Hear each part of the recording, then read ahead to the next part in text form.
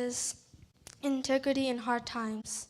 And our key text is Proverbs 4, verse 25 to 27. Let your eyes look straight ahead and your eyelids look right before you. Ponder the path of your feet and let all your ways be established. Do not turn to the right or the left. Remove your feet from evil. And I'm going to be telling you a story about someone who had integrity in hard times. Who do you think it is? It is Joseph, and we're going to be learning how even though it was very hard for him, but he never gave up. And let's see how we can apply this to our life. So this story starts off where he got this colorful coat from his father, and he wanted to show his brothers his new coat that he got. And so, but his brother didn't really like him because his father loved him, and they were jealous of his brother. So they planned to get rid of him. So as Joseph was looking for them, his brothers were making a plan to get rid of him. So when Joseph finally got to where his brother were tending the sheep, his brother attacked him. They took his coat, beat him up, and threw him into the pit. We also have hard times like when people laugh at us or make fun of us. But we should be strong and forgive them. Have integrity, and God can help you through. Imagine what Joseph had felt like when his brother threw him into the pit. He walked all that way just for his brother to take his coat and beat him up and threw him into this dark pit. And he must have felt sad or maybe angry. But while he was in that pit, imagine no one was right around you, no one can help you in there, or that your loved one is far away. Just remember Joseph and his time of trouble, and ask God for help. So when Joseph was in that pit, Ishmaelites were walking by, and Judah had an idea. They could sell Joseph to the Ishmaelite. So they took him out of the pit and sold him. And Joseph was being sold to Egypt. And as Joseph was walking, he wondered to himself why this was happening and how he could go any longer. But then he remembered his father's teaching and how that his father trusted the Lord with all his heart, and he wanted Joseph to do the same. So Joseph remembered that his father also told him to be faithful in all times, and we must also do the same. Even though we must be faithful, even though there's consequences before us, we must be faithful like Joseph. And Joseph was faithful, and when he reached Egypt, he became a slave to a man named Potiphar. And Joseph, even though he was a slave, he faithfully did his work, and he worked hard. It says in James 2, verse 20, but you with what to know, O foolish man, that faith without work is dead. So it is important to be faithful and also do hard work.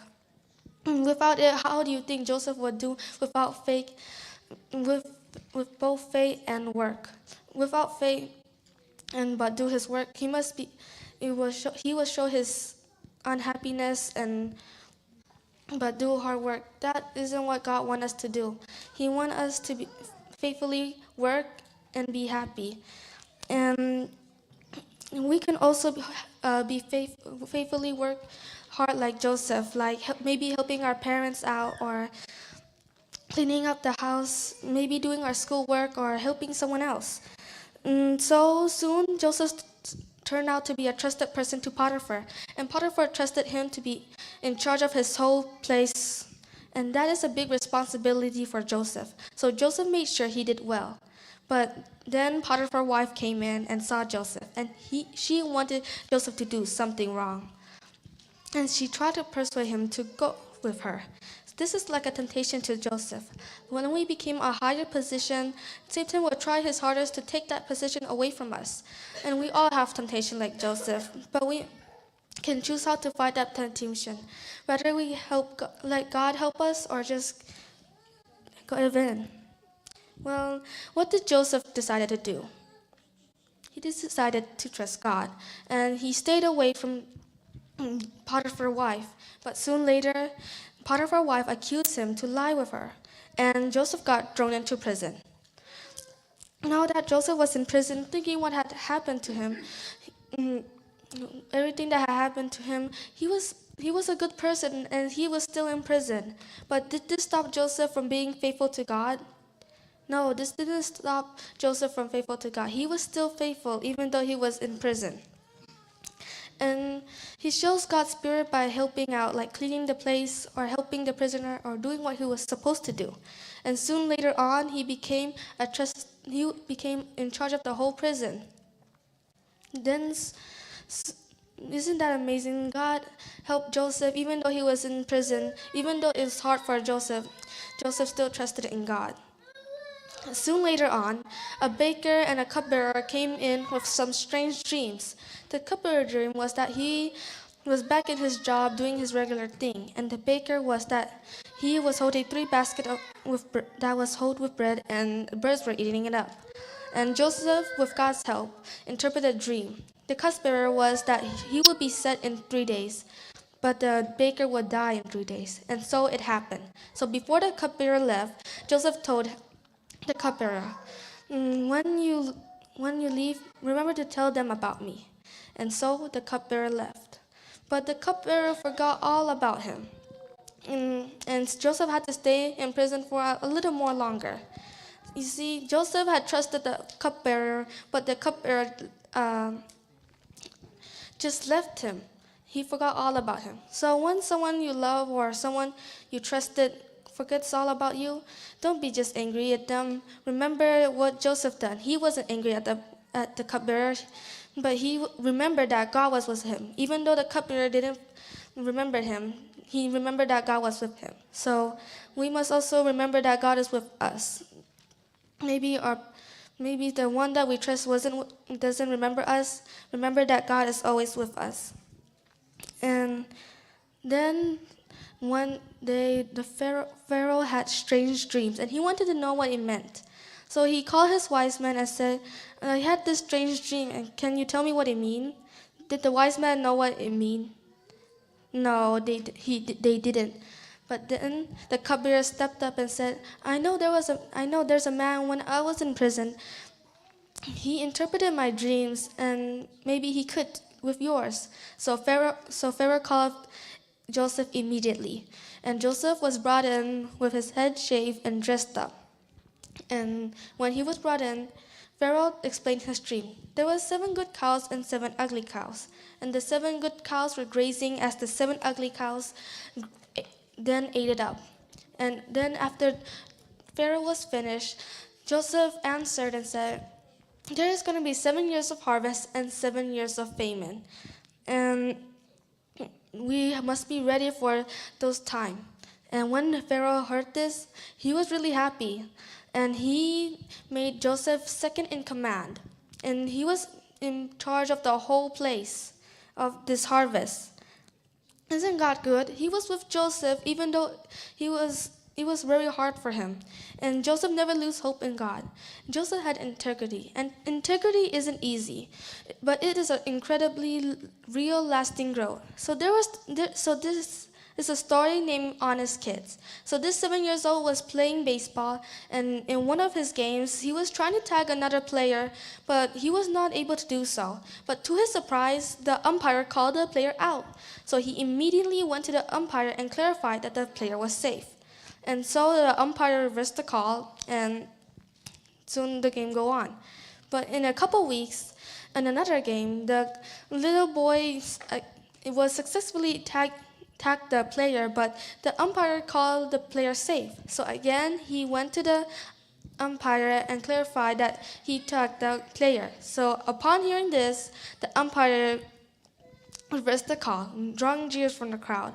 And the umpire told them that they knew the boy was honest, and so they believed his words. So your honesty or dishonesty becomes a part of your identity. So it is better to be honest in all times than rather putting a show on than dishonesty. And just like Joseph earned his honesty and he worked really hard. So he not only showed his trustworthiness to God, but to the people around him. So it's good knowing how to build your trust. It also says in Proverbs 3, verse 5, trust in the Lord with all your heart. Do not lean to your own understanding. So we must trust the Lord also, and he can help you. Imagine if Joseph didn't just did his own ways. What would have happened? Maybe Joseph would have been still in prison, and when the famine struck, maybe nobody may have survived. They might starve to death or be really hungry. But since Joseph was faithful to God, many people had survived. So all of this is turned to directly to our impacts of success in life. So, like, we can be faithful by paying our tithes and offering, even though we might have bills to pay or that we have supplies at home. It is like showing our faithfulness to God, and He will help you like He helped Joseph in the pit, and while he was being sold, while he was in prison, and while he was being brought to Pharaoh. He helped Joseph, and He can watch over us, and He loves us. So let us be like Joseph and show our integrity, even though it is hard, and God can help us through. May God bless you.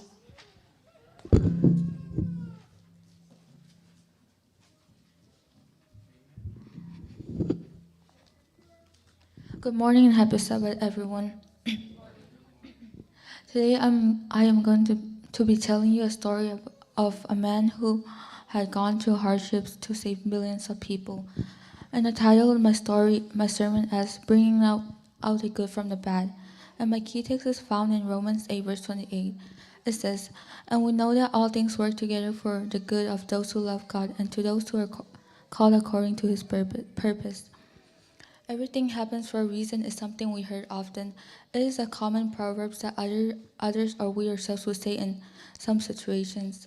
Life is frequently unfair. Bad things happen to good people, and many bad things happen all around us. And we scratch our heads and wonder why. God's purpose is beyond our ways, and His ways are above our ways. He causes all things to work together for good, but not all things are good. There are many examples of God's people in the Bible who have gone through many difficult situations for the good of many people. The story of Moses is such a story. Moses was born to Aram and Jochebed. Back in the time when Moses was born, Pharaoh had made a law that all the Israel's baby boys should be thrown in the river. But Moses' mom wanted to protect Moses, so she had made a cradle for Moses and put him inside it and made it float on the river. Afterwards, he was found by the king's daughter, and she had taken Moses and raised him in the king's palace. Moses lived a more comfortable life than the other Israelite slaves living in Egypt. Ever since Moses was young, he had been told that he would someday be the one leading God's people out of slavery.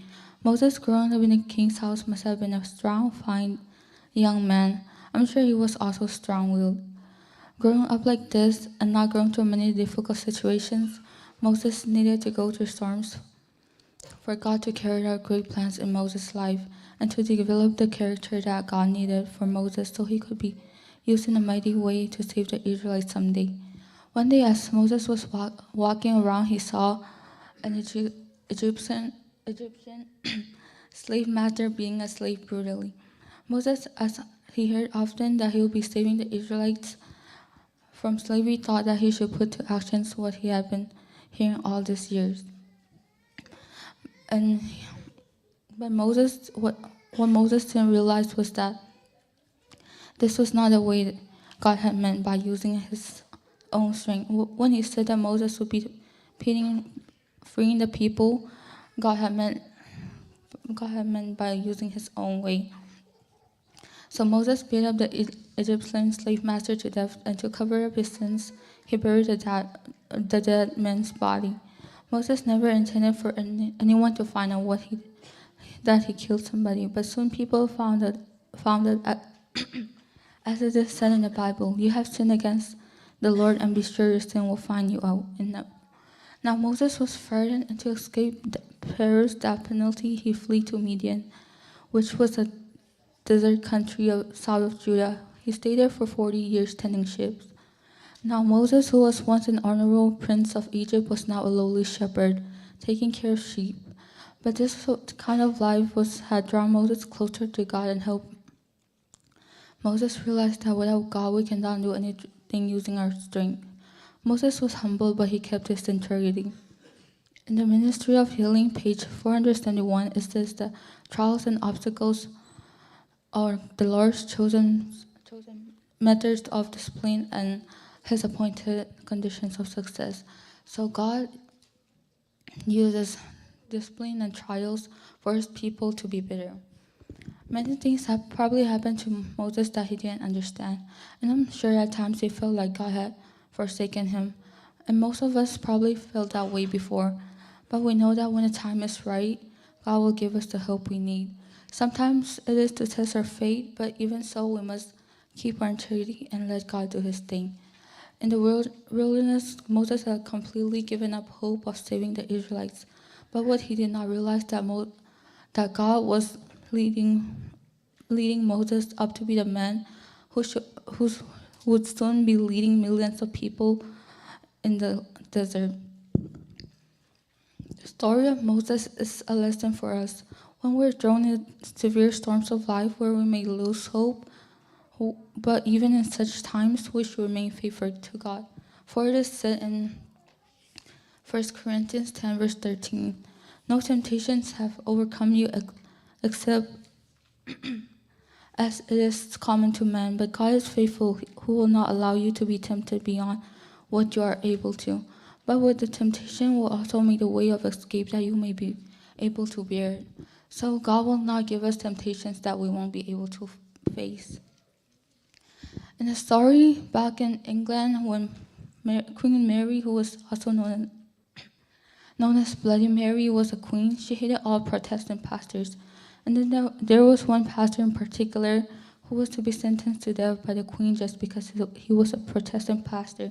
And on his way to be executed, the pastor fell off his horses and broke his leg. That meant that he had to wait for his leg to be healed until he could be executed again. The pastor and the man who was supposed to be bringing him to the execution now had to get medical help.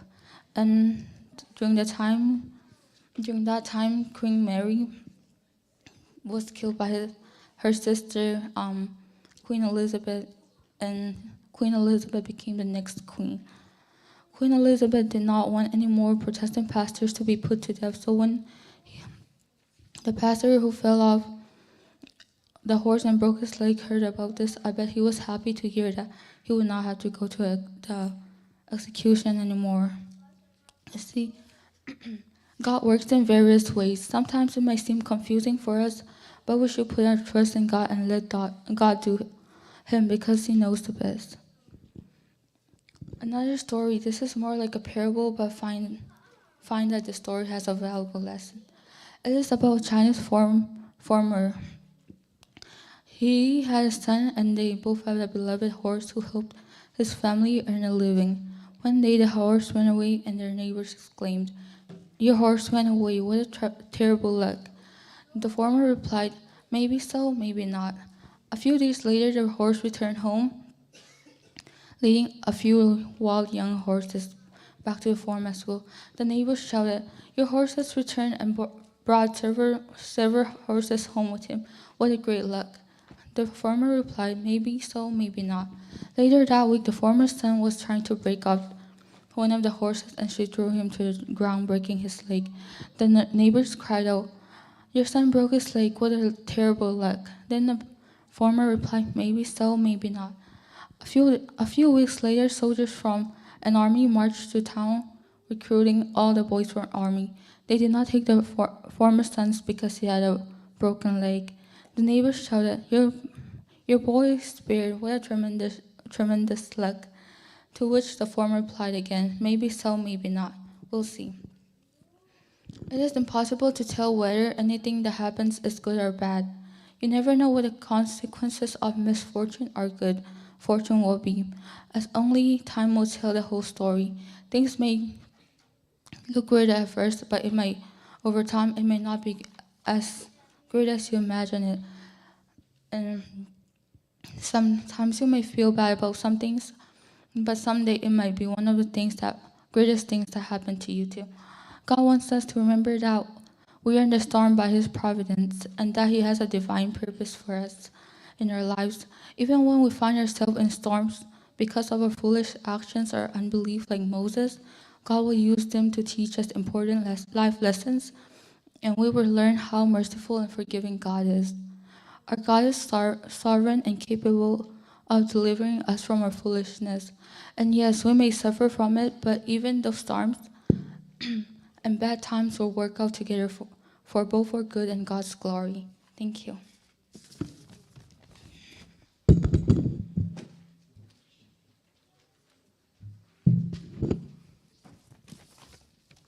Hello and happy Sabbath, everybody. Today I will be talking about developing a very essential character that we all should have in our lives. And my verse for this sermon is found in Proverbs 12, verse 22. And it says, "Lying lips are an abomination to the Lord, but those who deal truthfully are His delight." And so, let me ask you all a question real quick. What is integrity and how would you define it? All right, while you are thinking, I will be telling you a short story. Does anybody know the story of the emperor's seat? Well, the story goes like this. There was an old aging emperor and he had no successor. And so he called all the boys, and of course all the boys came because they wanted to be the next king. So all the boys came to him, and the king each gave them a seed, and he said to all the boys, "Take care of this seed and come back in a year and I'll determine who will be the next successor." And so all the boys went back home, told their parents that they got this pot, and who get that in a year the king would determine who got to be the king. And so they were all happy and excited, and they took care of their plants. And soon after, a few weeks and months passed, and not a single person had a plant. And so everybody was discouraged. There was especially this boy named Ling. He was very discouraged too. He and his mother could barely go past living. They were in poverty. And so they worked hard, but they couldn't make it grow. They gave it water and sunlight, but it wouldn't grow. And so Ling was sometimes tempted to buy plants and put it in his pots instead. But nope, he wouldn't. He decided to be honest and had integrity. And so the days passed, and finally a year came. Ling was sad. His plant still didn't grow. And so all the boys went back to the palace again. And to shock, Ling was the only one who had his empty pot. And he was so embarrassed, so scared, and he didn't know what to do. He wanted to go run out, but his mother encouraged him and told him to be brave, and so he stayed. And so the king slowly checked each plant one by one.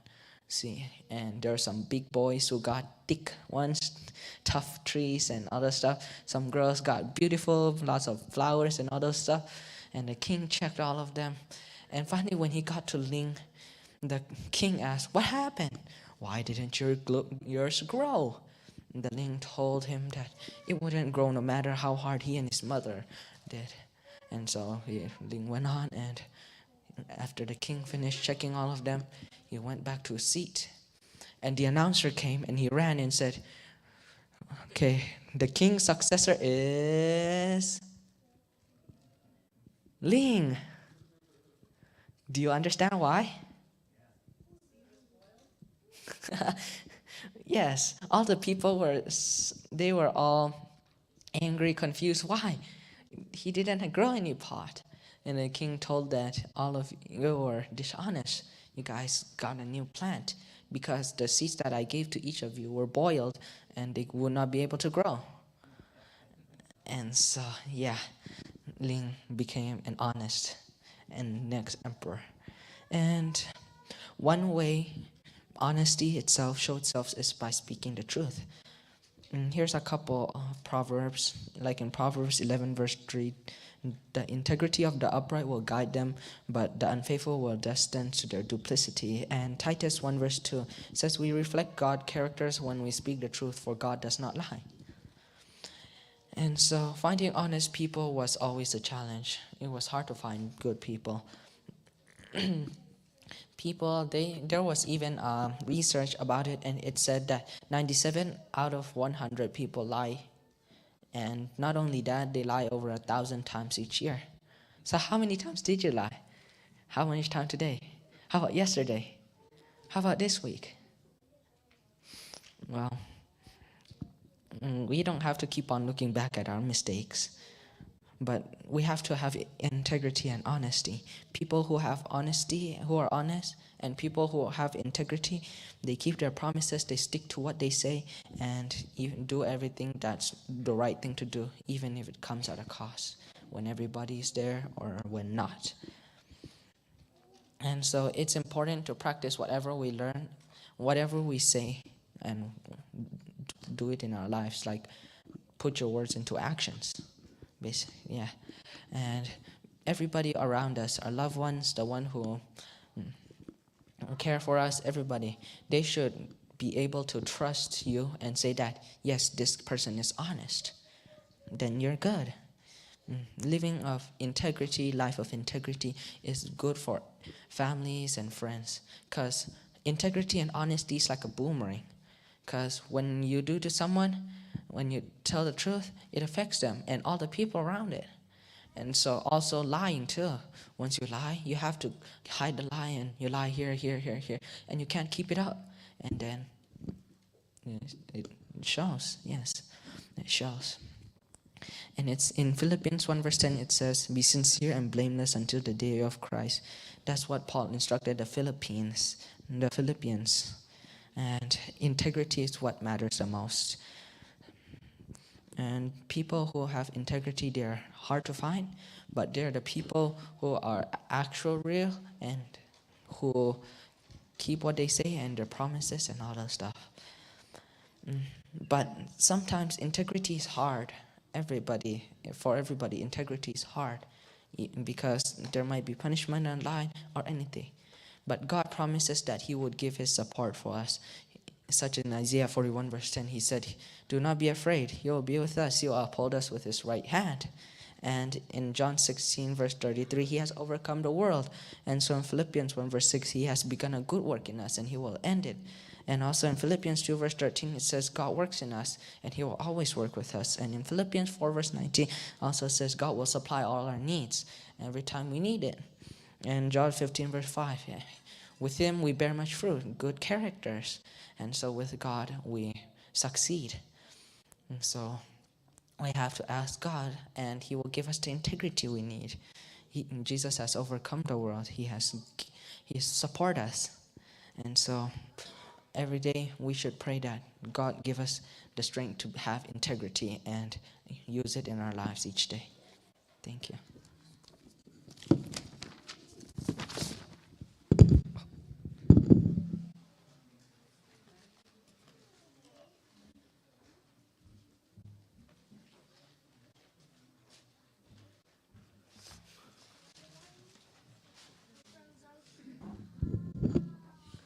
And good morning and happy Sabbath, everyone. Today I'm glad to be here to talk about Job's unwavering faith during his trials. And today I have chosen the topic of faithful through trials, and I'll be focusing on the story of Job. Do anyone of here knows Job? Yeah, we all do. And if we look, in the Bible, if we look, he's the person that we should all learn to emulate. And at the same time, in the Bible, who none of us wants to copy what he went through, it was also Job. Job was a man who loved God and a man of great patience. He learned through a crucible of great trials and tests, and in the end, and he was faithful to God, and in the end, he was blessed beyond measure. Job proved God faithful through the all his tests, trials, and faithfulness. Victories are the pattern that we should face in our walk of life. None of us is immune to Satan's attack, but all of us could be just as successful as Job. Job was a blessed man, and God also blessed him for his, because God also blessed him and poured out his blessings on Job. God loved Job as much as he loved us too, and wanted us to have the best and most abundant life that we can have. And if we look at Job 1 verse 2 and 3, and there were born to him 7 sons and 3 daughters, and his substance was also 7,000 sheep and 300 camels and 500 yoke of oxen and 500 donkeys, and with a really great household. Job was a really wealthy man in the east. And David also said in Psalms 127 verse 3 to 5, though children are the inheritance of God, and the fruit of the womb is his reward. As arrows are in the hand of the mighty man, so are the children of youth. Happy is the man that had his quiver full of them, and they shall not be ashamed but speak with his enemies at the gate. And there's no doubt that Job was blessed with a quiver full of children. He already had 10 children, and his wealth was great, not just in spiritual power and heart after God, but wealth in the world. One good thing all about this is Job's wealth and power in the world had not gone to his head, and it had not ruined his relationship with God. And he stayed faithful through it all, and it'll be a lesson to us that that nothing worldly things could ever ruin our relationship with God. And being rich doesn't mean we can't go to heaven, but it's just harder to be faithful to God when we're rich. Money is the root of all evils, and it does have power that could easily corrupt you, and it can easily take control of your life, but it doesn't have to. Money is more than a tool to be used for good or evil, and to show faithfulness of the love of God, and we could use it for a great blessing to our church, to our neighbors, and even the work of God. Um, Job, it wasn't Job's will that brought Satan to him, not his possessions, but it was his faithfulness. So it's not what you possess or what you have that determines what you are, but it's your heart that really matters. In Job 1 verse 4 to 5, it says, all his sons feast in their house every day, and he sent for his, and they were feasting and gone about. And every morning Job went and sanctified for his children, because they have sinned and cursed the Lord in their heart. It seems to me that Job was really was like a teacher to his children too, and he didn't just keep all his knowledge and faithfulness to his own self.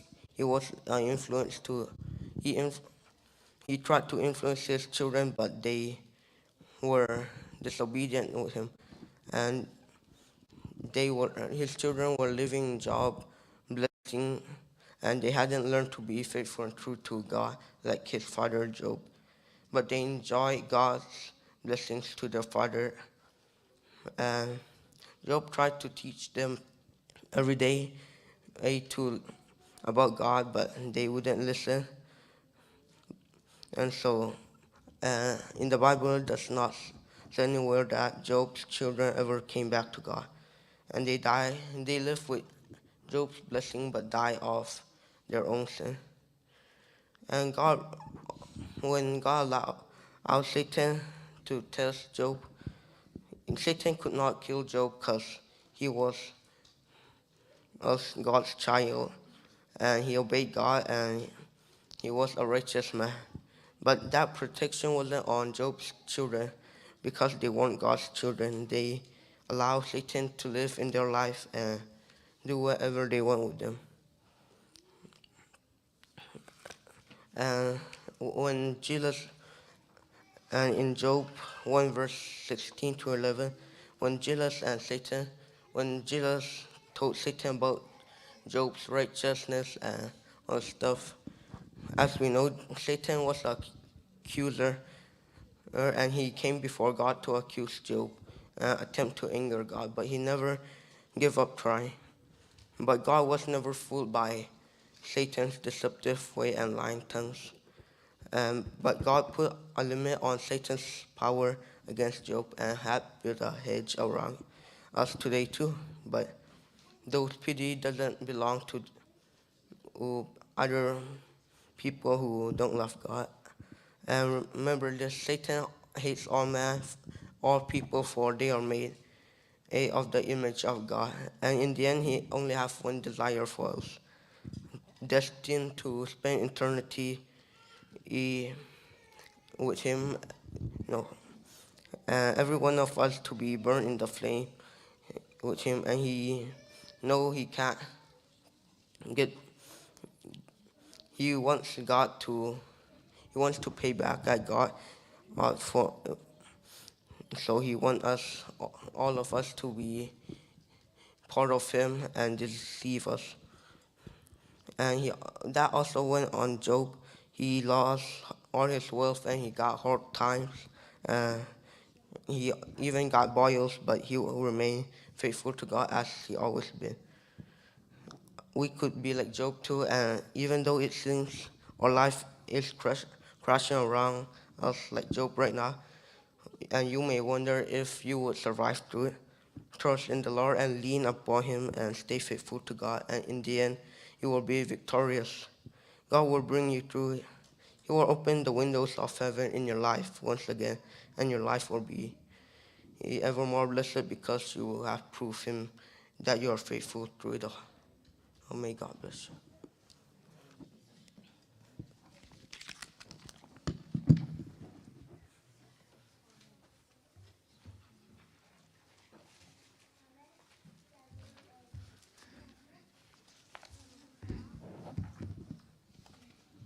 Good morning and happy Sabbath, everyone.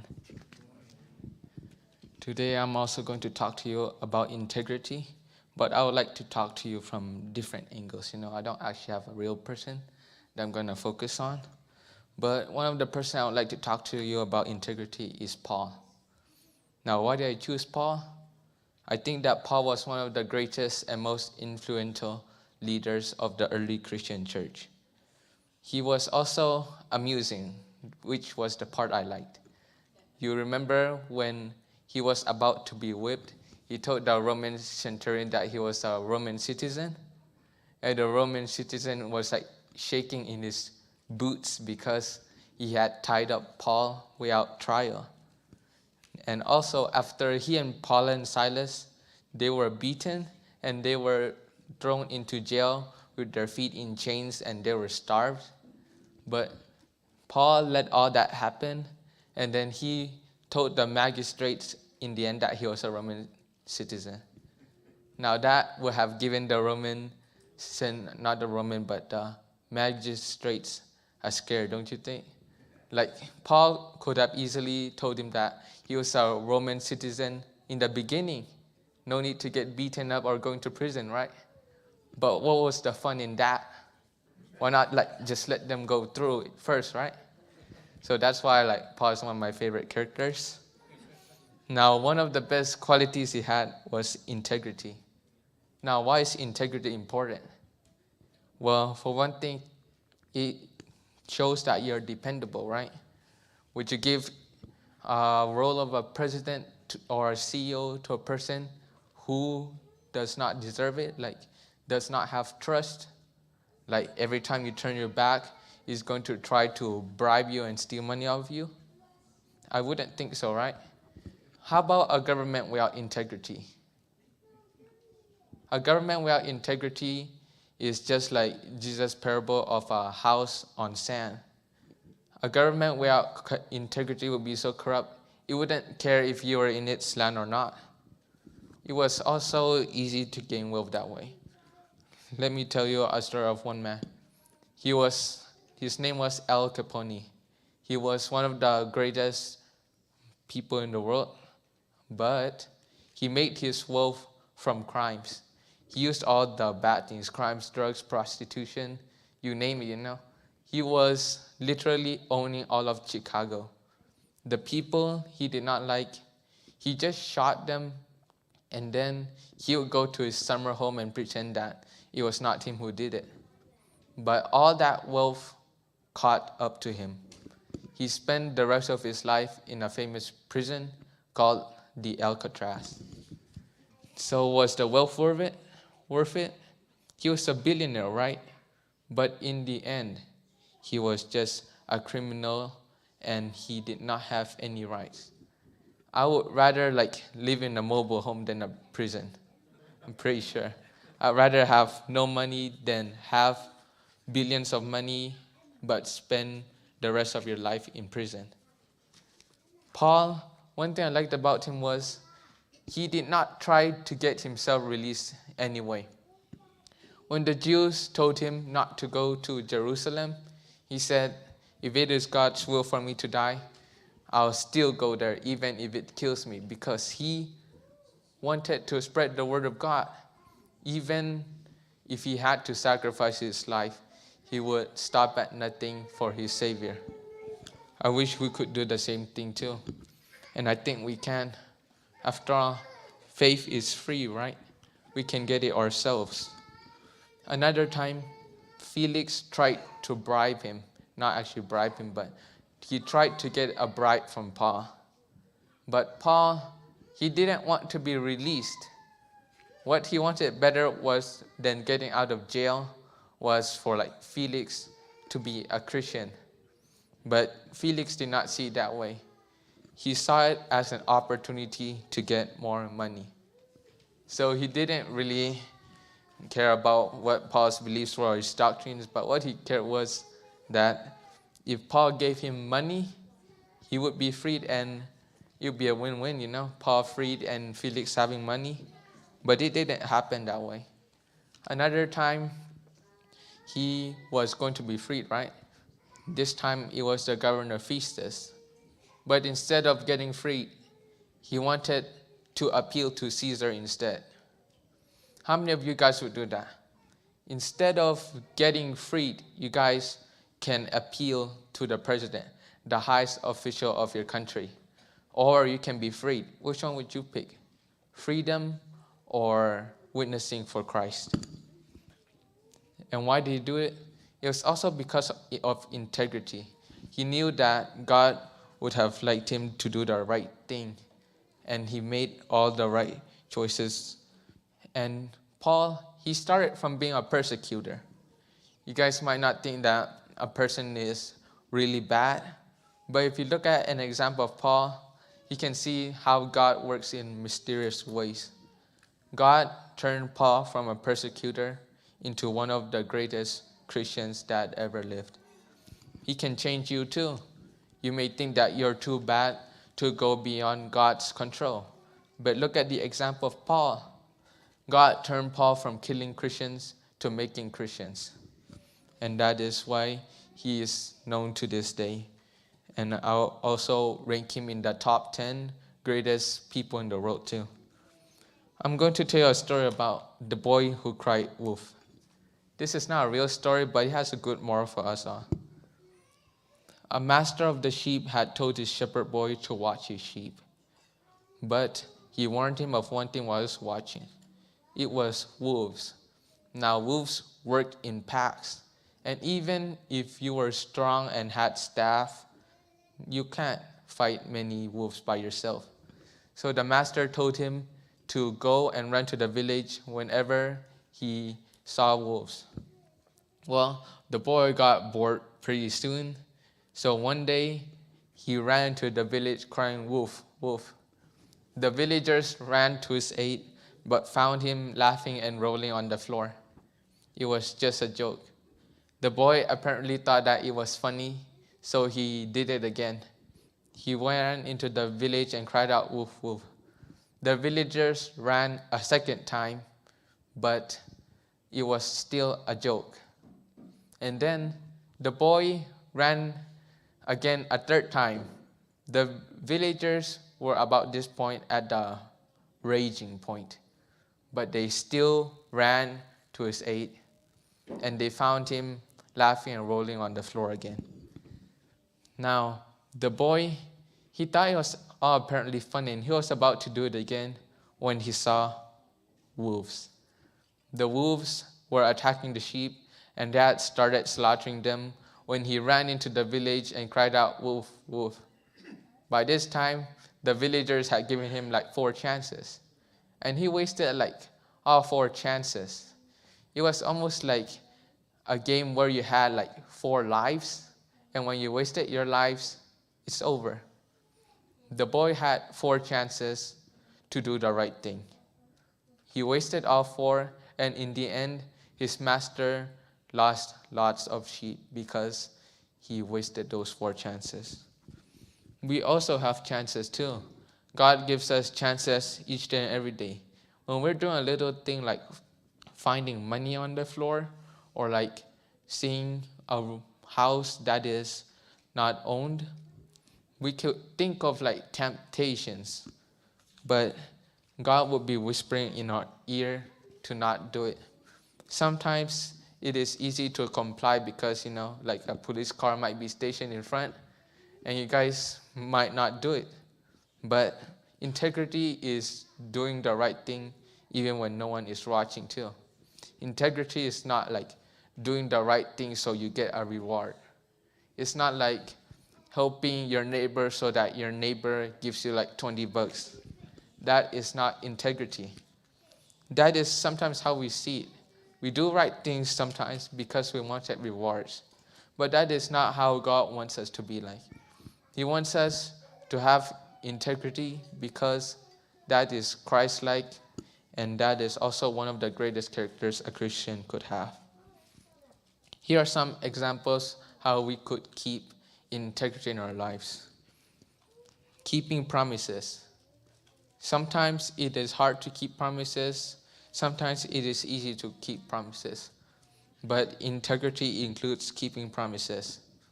Another one which is also really hard is not letting someone else take the blame for what you've done. When someone or you did a wrong thing and you blame it on the other person and the person gets it, it's not right. You may get away with it, but there's guilt in your heart. I've heard of a story of a woodworker. He would always sing before he cut wood, and this irritated a rich man living next to his house. The rich man wanted him to stop it, so he gave the woodworker 10 gold coins. The woodworker was happy and he stopped singing. But day after day, and when he worked without singing, he realized that the gold coins did not give him happiness. He wanted to sing again. It was what gave him happiness and peace. He did not want 100 golden coins anymore. All he wanted to do was sing. So he gave back the coins to the rich man and told him that he did not want it anymore. And then he went off singing. That is also money too. Money, usually it does not give you happiness, especially when you get money the wrong way. God works guilt in you. Sometimes guilt is a bad thing, sometimes guilt is not a good thing. When God puts guilt in you, He's just giving you a chance to do the right thing again. Sometimes it's hard to do the right thing because you may fear getting punished, especially when you're pressured and know that you're working with someone who is angry and who you do not want to upset, like someone who you're looking up to. But that's where integrity comes in. Integrity is always doing the right thing, even when it's hard. Another way to do it is being polite when someone else is rude to you. Now, that I think is also hard, because when someone is rude to you, naturally you just want to be rude at them back, right? That is the way, that's just human nature. But if we are rude when someone is rude, how are we different from other people? People are always being rude to each other when others is rude. But it's not all the time that someone is polite when someone else is being rude. That is part of being a Christian. Doing the right thing all the time. That is a Christian way. Because if you're not doing the right thing all the time, how are we Christians different from other people? That is what I'm asking you today. God says that if we do not forgive others too, He will not forgive us. That's why we should apply the golden rule to our life. Do to others what you want them to do to you. I'm going to tell a story about a Buddhist monk who taught his students integrity. Once upon a time, in the outskirts of a big city in Japan, there's an old temple. From young age, boys who wanted to study Buddhism, they would come to live in the temple and learn from the master teacher, who was a monk. One day, the monk decided to teach his young students a lesson about integrity. He gathered them around him and said, "My dear students, as you can see, I'm growing old and slow. I can no longer provide the needs of the temple as I've often used to. And I see that there's only one way to get out of this." The students drew close with their eyes wide. Our nearby city is full of wealthy people who have more money than they could ever need. I want you to go to the city, and when they are not looking, steal their purses. That way we will have enough money to keep our school alive. "But master," the boys chorused in disbelief, "you have taught us that it is wrong to take anything that does not belong in us, that does not belong to us." "Yes, indeed I have," the old monk replied. "It would be wrong to steal if it were not absolute necessary. And remember, you must not be seen. If anyone can see you, you must not steal. Do you understand?" And they did. Now let's stop here for a bit. Sometimes we could steal because it's necessary, right? It is wrong to steal except when it is necessary. Is that right? Sometimes we think it's right? If it is wrong to steal all the time. That is one of the principles that is so hard for a Christian. Sometimes people steal even when it's necessary, but no matter how noble and how right it seems, it's still stealing. It does not change the fact that stealing is wrong. The boys looked nervously from one to the other. Had their beloved teacher gone mad? He was asking them to do what they had valued the most. They said, "Yes, master." Then he replied, "Good. Now go and remember, you must not be seen." The boys got up and quietly began to file out of the temple building. The old monk rose slowly and watched them go. When he turned back inside, he saw that one student was still standing quietly in the corner of the room. "Why did you not go with the others?" he asked the boy. "Do you not want to help save our temple?" "I do, master," said the boy quietly. "But you said that we had to steal without being seen." "I know that there's no place on earth that I would not be seen, for I would always see myself." "Excellent," exclaimed the teacher. "That is just a lesson that I hope my students will learn, but you're the only one to see it. Run and tell your friends to return to the temple before they get us in trouble." We do wrong things, especially when people are not looking. That is one of the ways we do wrong things.